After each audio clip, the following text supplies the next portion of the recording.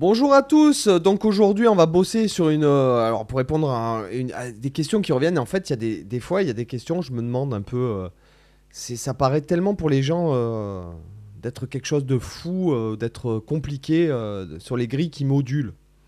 Bon alors, tu prends Giant Steps, je veux bien, ça va à 300 la noire et t'as un accord tous les deux temps. Donc ouais c'est chaud quoi, mais après c'est bête hein, mais c'est juste en forgeant qu'on devient forgeron, donc je vais essayer de vous montrer un peu une méthode. Mais il n'y a rien d'exceptionnel. Donc, comme d'habitude, la tablature est là-haut avec toutes les tablatures des vidéos de YouTube. Il y en a bientôt 200. Nous sommes à l'épisode de 193. Pouh. On va voir. Donc, vous avez aussi 2 heures de formation gratuite. Vous avez mes suggestions lecture dans la description. Donc là, on va faire. J'ai écrit un truc assez simple. On va faire autour du mode dorien, puisque les gens, je suppose que les gens qui en fait travaillent sur ce genre de choses connaissent le mode dorien. Donc on va partir de Do mineur 9, d'accord, et Fa mineur 7. Alors encore une fois, moi j'aurais plutôt tendance à faire ça. Ré mineur 9, oh là là, excusez-moi, je commence à fatiguer. Ré mineur 9, je me disais putain. Fa mineur 7, Fa mineur 9, d'accord. Mais là, j'ai écrit, en fait, dans le même secteur. Déjà, moi par exemple, il y a plusieurs méthodes pour faire. D'accord. Donc c'est de repérer les intervalles. Je vous dis souvent, oui, il faut que toutes vos positions de gamme, ce soit sur le manche, en fait, entier. Il faut penser que le manche entier est une seule position. Parce que sinon, quand on reste tout le temps dans les mêmes positions, on se fait chier. Et en fait, lorsque nous faisons chier, les gars qui nous écoutent en face, ça fait bien longtemps qu'ils se font chier avant. D'accord. Donc, c'est simplement une des méthodes. D'accord. Une des méthodes, on va dire, basiques. Vous remarquez que moi, quand je vous dis, ah mais moi, si jamais je jouais ça sur un clavier, je jouerais probablement soit ça, soit ça.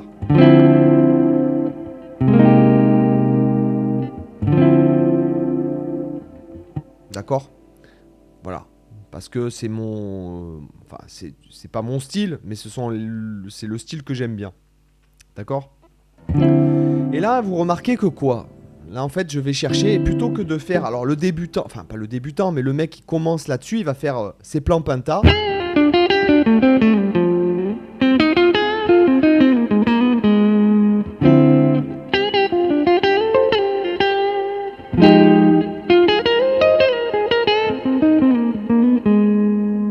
Et en fait, c'est là que ça pue. D'accord. C'est-à-dire il va répercuter exactement la même chose. D'accord. Alors, ça peut être une méthode, mais dans ce cas-là, il faut pas faire les mêmes plans et pas... Il faut faire une phrase, admettons.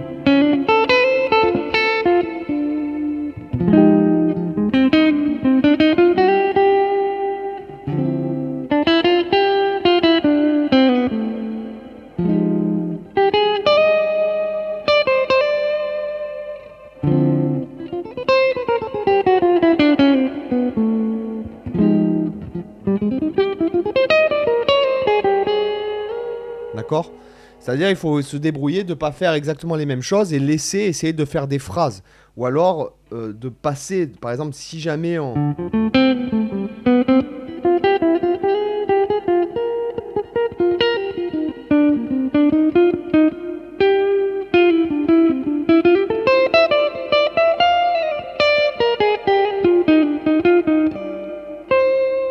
Vous voyez ce que je veux dire? C'est que les phrases se lient et pas faire...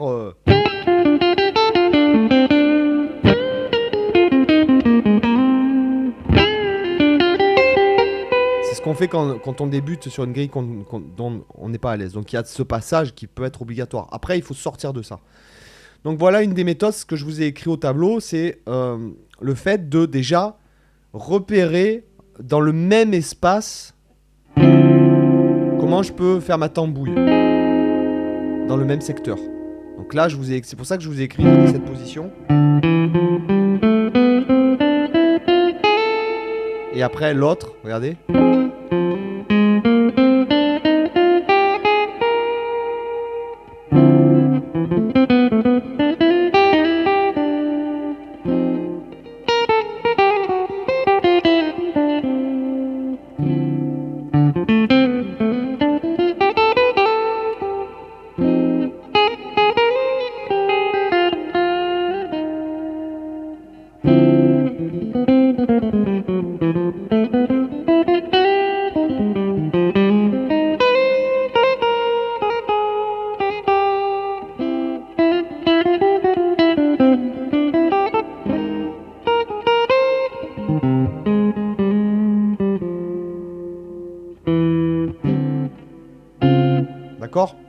Vous voyez ce que je veux dire?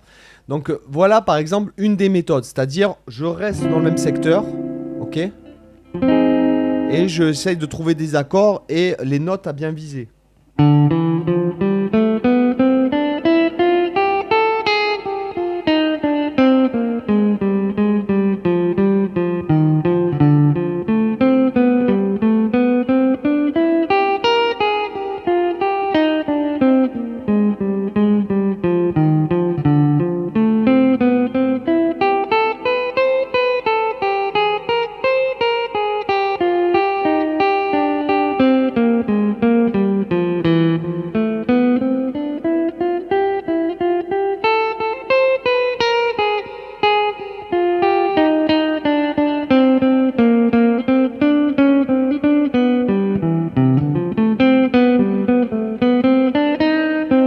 D'accord?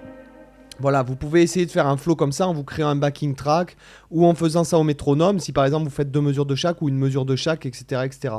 Mais ce qui est bien, c'est de trouver plein de façons de faire et surtout, au début, faites une phrase sur un accord et essayez par exemple d'avoir une cohérence dans vos phrases. Et c'est ça qui fait aussi ce que je vous disais par rapport à la cohérence du discours, la rhétorique d'improvisation, je dirais. C'est arriver à ce que ça sonne, même si vous faites une phrase sur chaque accord, que ça fasse bleu bleu bleu, bleu bleu bleu, bleu bleu bleu, etc. Ben, qu'il y ait une cohérence, comme quand vous parlez. Et après, quand je vous dis, par exemple, le phrasé sur la barre de mesure, c'est là que ça devient la classe totale, quoi. Quand il y a une anticipation de l'accord, si par exemple vous faites une phrase qui part, vous êtes sur Ré mineur et que vous faites une phrase qui fait et que c'est avant l'accord, par exemple, si jamais vous êtes sur Ré mineur, machin, que c'est anticipé, là c'est la classe. Ou même, par exemple, je ne sais pas moi, par exemple.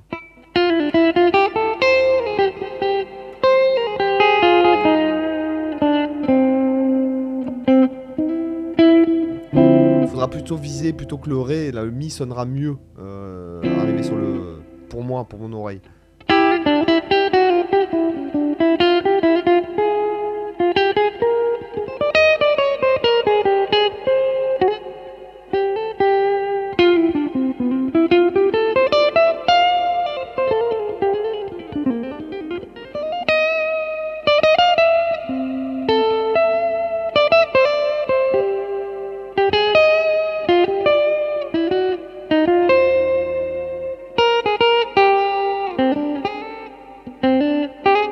Merde.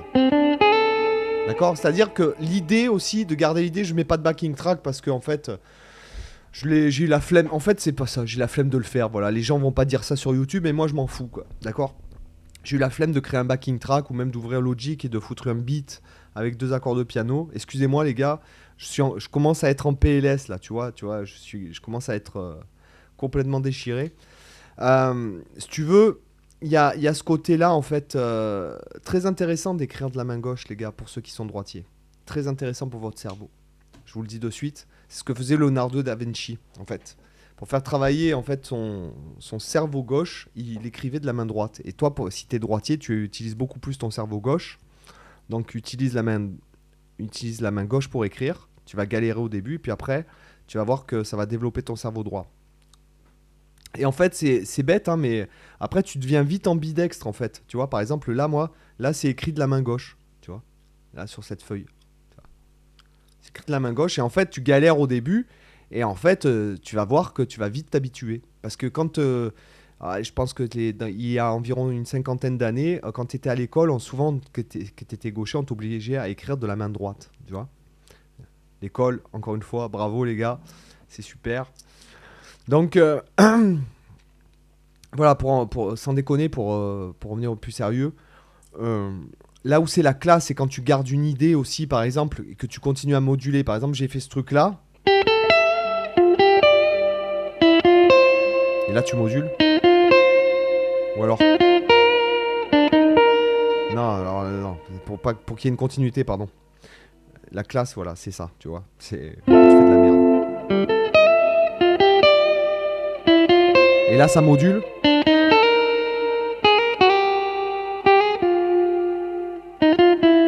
Tu vois, tu gardes les idées, tu vois, c'est ça la classe dans l'improvisation, tu vois, c'est quand tu arrives à être aussi à l'aise avec les notes que lorsque tu parles, en fait. Donc, bien sûr, ça se travaille, bien sûr. Non, c'est pas que ça se travaille pas, ça se pratique, en fait. Et c'est normal, au début, de pas savoir trop où aller, d'en balancer les doigts, parce qu'en fait, t'as envie de bien faire, en fait, souvent. Attention, je suis le premier à... En fait, je me parle à moi-même, limite, là, tu vois. Donc, c'est pas... Je suis aussi comme ça. T'as envie de vite te prouver à toi-même que tu peux y arriver, puis t'as souvent tendance à te frustrer. Alors que si tu prends ton temps et que tu poses les notes et que tu essaies que des choses simples en te disant, bon, quelle note j'aime, quelle note j'ai envie de viser, etc. Par exemple, dans mon cas, j'aime bien la neuvième, j'aime bien la onzième sur un accord mineur, comme ça. J'aime bien la septième aussi, voilà. Donc, euh, apprendre en fait, à se développer, en fait. Voilà, en fait, à développer les idées, les idées, les idées. Donc, ça passe, encore une fois, ça passe par le fait. Alors là, parce que bon, des fois, on me demande, mais je parais à l'aise dans toutes les tonalités, machin, etc. Mais non.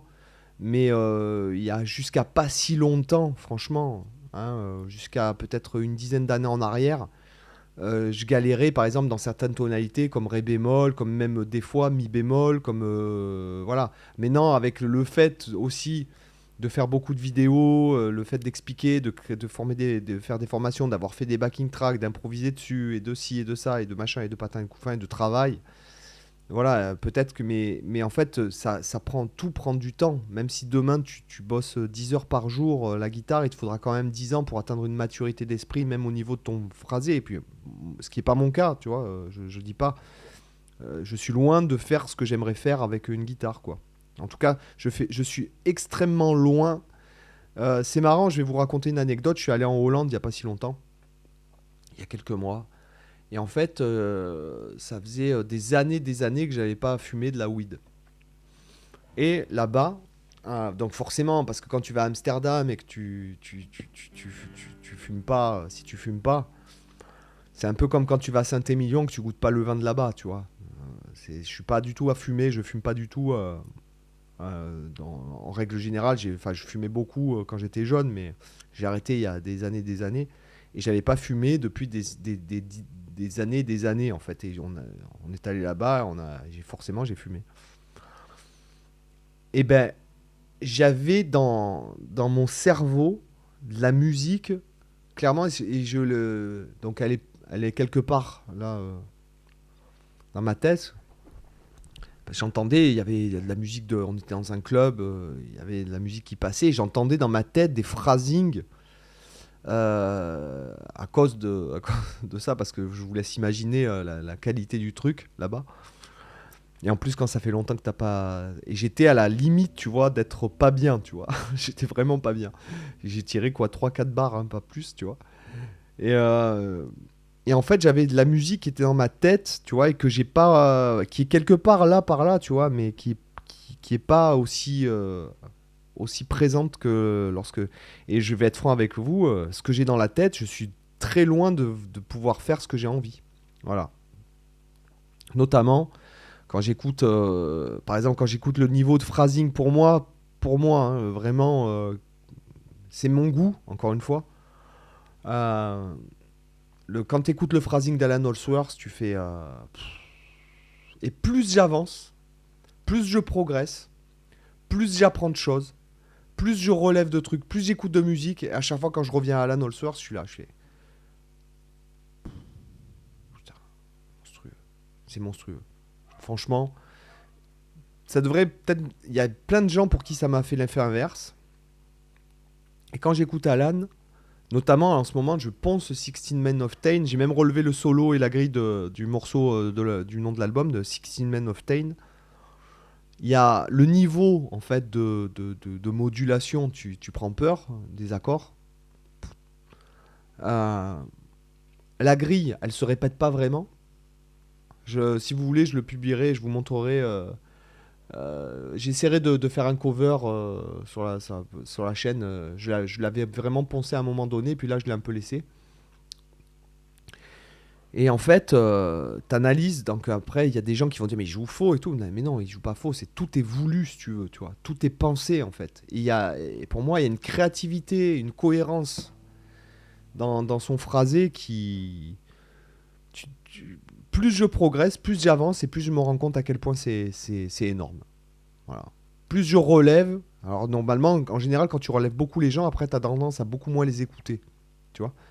Et là, il y a des mecs, notamment, je suis très très fan d'autres guitaristes, etc. Mais par exemple, là, je fais un masterclass avec Sina Luke. Bon, là, je l'ai déjà fait à l'heure où elle publie la vidéo, puisque en fait, elle est filmée le 16 novembre et elle va sortir le 21 décembre.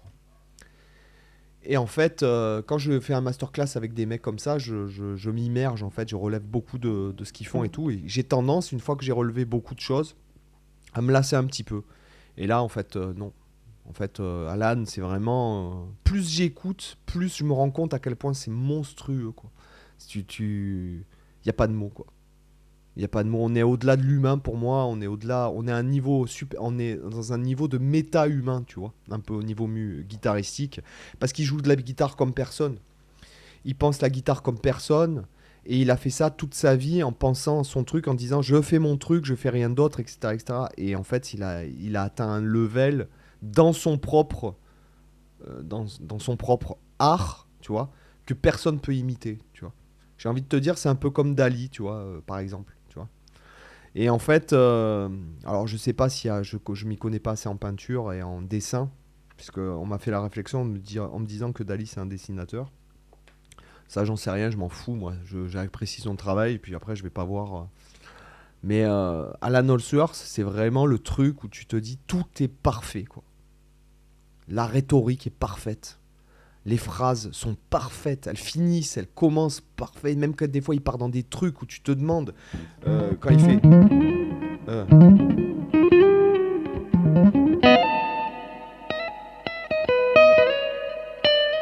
Putain, mais rien que ça. Là, je le fais à la one again.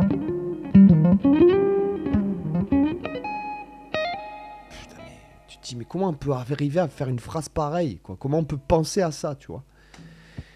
Et il n'y a rien qui, rythmiquement, c'est parfait. Dans l'interprétation, c'est parfait. Les notes sont parfaites. Et quand il part en out complet, où ça, tu te dis, mais où il va là? Tu vois, il va se péter la gueule. Mais non, putain, tu vois, c'est monstrueux. Monstrueux. Bref, sur ces bonnes paroles, après 18 minutes de vidéo, dont 17 à parler d'Alan Allsworth, je m'en vais. Il est temps que j'arrête de filmer là. Ciao.